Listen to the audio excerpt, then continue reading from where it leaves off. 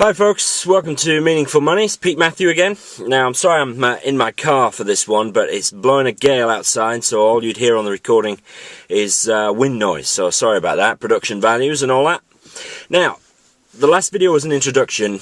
What I'm going to move into now is the first section of Meaningful Money, and this is the foundation that everything is built on. Now, what we've got really are three pillars to this foundation. So this is all nothing rather about how you save, invest, or anything like that. These are basics of financial planning. Without these, you're going nowhere. All right? So here we go. Three things, and the next three videos I'll go into each one of them in a bit more detail. So here's the first one. First rule is begin with the end in mind.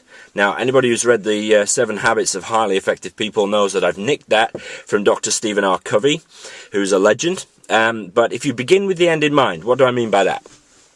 Well, amassing money for the sake of it, like I said in the last video, is the most ridiculous thing you can do. You'll not be happy, you'll never be satisfied. The only way you can do effective financial planning is to begin with the end in mind. Have something you're aiming for. Now, an internet hero of mine, a guy called Gary Vaynerchuk, check him out on GaryVaynerchuk.com, his life's ambition is to buy the New York Jets, American football team. Now, that's a pretty lofty ambition. Mine, right now, is to pay my mortgage off, because that will free me up to do lots of other things with my money. But you need to decide what that is for yourself. It doesn't actually have to be a financial goal. It could just be to be happy. What does that mean for you?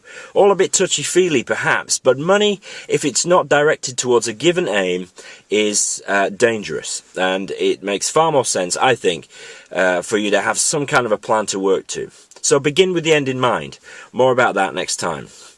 Second thing, spend less than you earn.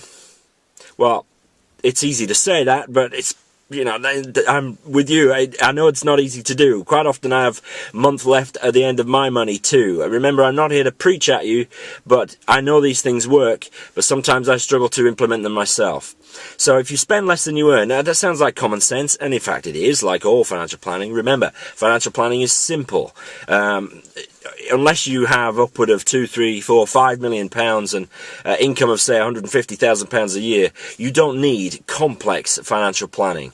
I just don't deal with people at that kind of level because it's too complicated, and I think there's people better at that than I am, so I hand those size clients off to other advisors. It is simple. Spend less than you earn. All financial planning comes down to income and outgoings, and one needs to be more than the other. Your income needs to be more than your outgoings. I realise that's easy to say. I realise that some of you will have debt and credit cards and things like that. We'll also talk about how to get rid of that as quick as you can. That should be your first priority. But as a general principle, number 2 is spend less than you earn. Now, the third bedrock principle of financial planning is the power, the miracle even, of compound interest. Compounding, if you remember from school, is as opposed to simple interest. So a simple principle, compound interest is a simple principle. Compounding simply means that, let's say you have £100 and the interest rate is 5%. That means at the end of the first year, forgetting tax and horrible things like that, you'll have £105. Next year, if the interest rate is still 5%, you will get 5% not just on the £100, but on the 105. And so interest is added onto interest. And over the years, that can have a massive effect. So in 2 or 3 videos' time, we're going to look at some numbers. I'll make it interesting, I promise. But just the power, the rolling power of compound interest, and how that can help you realize your goals. So 3 core principles, folks.